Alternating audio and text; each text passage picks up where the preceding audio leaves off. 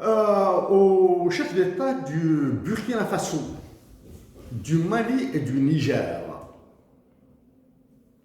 À force de temporiser, à force d'hésiter, à force de ne pas, à force d'avoir peur d'aller de l'avant, vous êtes en train de perdre tout crédit. Je vous ai suggéré de solliciter l'Algérie, la Russie, la Chine pour vous donner beaucoup d'argent pour faire votre banque centrale, vos propres banques centrales. Quoi? Récemment, le Niger a eu des problèmes pour l'exportation de ses ressources naturelles. Je vous rappelle que c'est grâce à une Algérienne de Kabylie.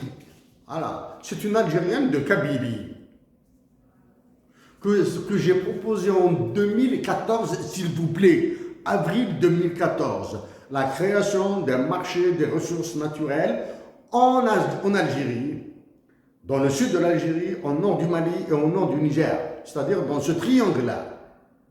3 pays créeront un marché international des ressources naturelles. Ça, c'est le premier point. Le deuxième point, c'est en 2014 que j'ai dit que le traité sur la mer et les océans, etc., est complètement bridé. Il vous prive de l'accès à la mer. C'est en 2014. Ça, c'est un truc. Deuxième. Troisième élément. Je dis, c'est un élément, j'ai dit que cette histoire d'intégration économique est une fumisterie, est une... Choisissez un mot très méchant et dites-le. Hein.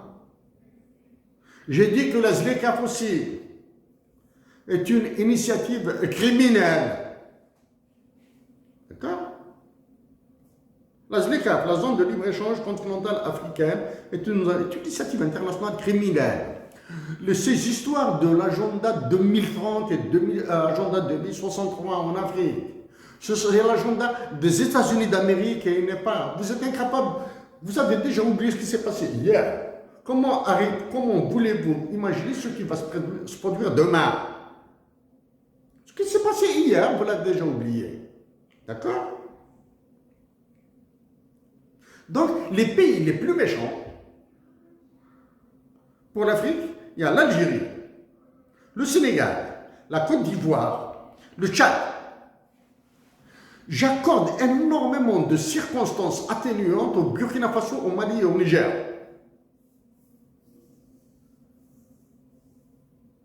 Parce que je pense qu'ils peuvent décider immédiatement de quitter la zone CFA. D'autant plus que le Mali s'est plaint récemment de l'utilisation de l'émission par la France de la fausse monnaie, du franc CFA en fausse monnaie. Ça, c'est du pipi de chat, ça. Ça, c'est 2 fois rien, ça, de la fausse monnaie, ça. Parce que vous, en tant qu'État, vous ne pouvez absolument rien faire contre la fausse monnaie. C'est un problème qui se pose en Algérie aussi. Hein. C'est à la nation de le faire. Vous ne pouvez pas. Donc, je viens à la monnaie, au plaidoyer. Donc, je répète. Ceci est un plaidoyer pour l'émancipation totale et immédiate des colonies françaises en Afrique. Donc, ça, c'est un document du mars 2021. Je viens à la monnaie. Donc, après avoir défié les économistes de la BCAO, de la CEDEAO, de l'UMOA, de l'UEMOA de réagir, etc. Je viens maintenant donner quelques détails. Je suis un libéral, je ne suis pas un gauchois. Mon économiste de référence, c'est David Ricardo. C'est un capitaliste. Mais Alexandre Chayanov, l'économiste russe socialiste, est un économiste qui a tout mon respect.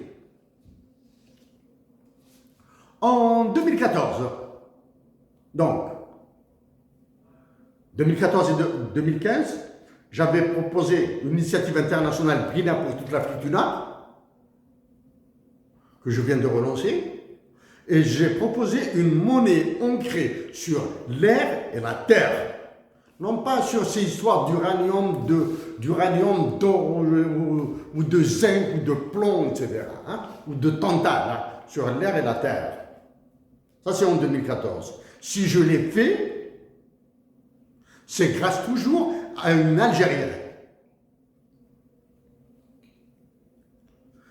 Actuellement, sans être une difficulté, je reçois des réactions internationales. Il y a 2 organisations internationales, l'UFMI et la Banque mondiale, qui refusent de me répondre. Quand bien même je me suis déplacé à Washington. Ça, je m'en occuperai dans 3 jours, 3 à 4 jours. Je m'en occuperai de ça. Je viens au franc CFA maintenant.